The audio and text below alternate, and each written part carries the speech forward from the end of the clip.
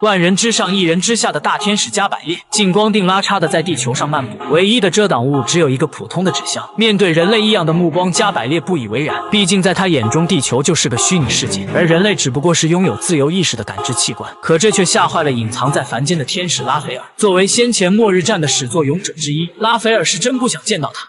Well, what are you doing here? I don't know, that's why I asked.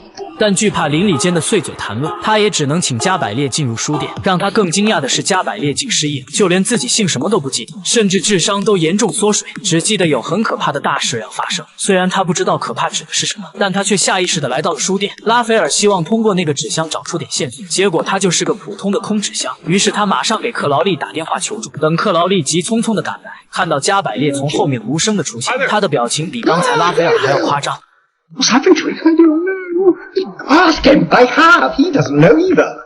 Ask him properly. 克劳利很严肃地让他把加百列送走，随便什么地方越远越好。之前天堂为了甩锅，加百列命人将拉斐尔放到地狱之火上炙烤，幸亏与克劳利互换了身体，才捡回一条小命。虽然拉斐尔被逐出天堂，不再是天使，可他依旧有一颗善良温和的心，他坚决不同意弃之不管。就这样，两个6000年的好友兼恋人又闹掰了。刚走出书店，克劳利越想越气，气体慢慢凝聚，变成白烟，散发出体味。下一秒，他反倒遭雷劈了。难道是他的抛弃引来了上帝的不公？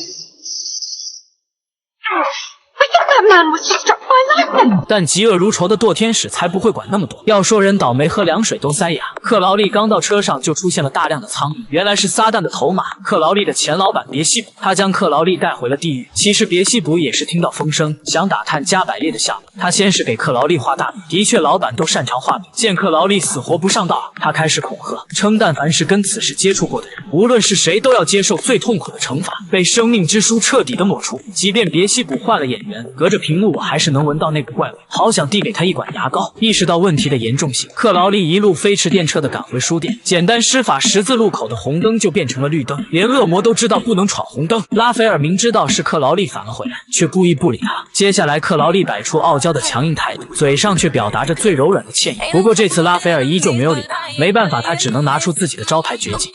You were right. You were right. I was wrong. You were right. 跳过道歉舞，两人才算重归于好。克劳利也说出将要面临的麻烦，如果加百列的失忆是假的，那他特意隐藏在你我身边，岂不是定时炸弹？为了验证猜想，克劳利会时不时说出曾经的重要台词，从而观察加百列的反应，结果却是一无所获。既然对方失忆了，克劳利就口述脑补出他曾经的罪行。 I really am sorry. Is there anything? Jump on that window.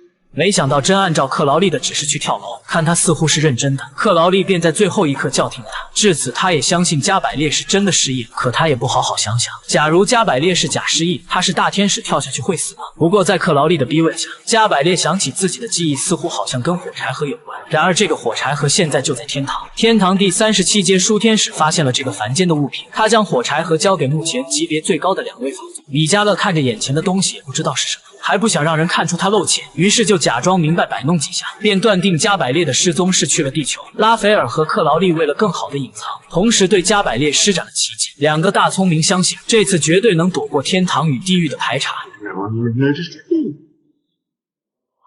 殊不知，这一刻天堂突然响起警报，地球仪还浮现出书店的准确位置。看来留给两人的时间不多了。加百列无意间哼唱的旋律引起了拉斐尔的注意，他马上将旋律哼给唱片店老板听。老板不仅知道歌曲的名字，还说出附近有家酒吧会反复放这个曲子。就在拉斐尔想借好友爱车去酒吧时，米迦勒已经带着其他天使赶到了书店门口。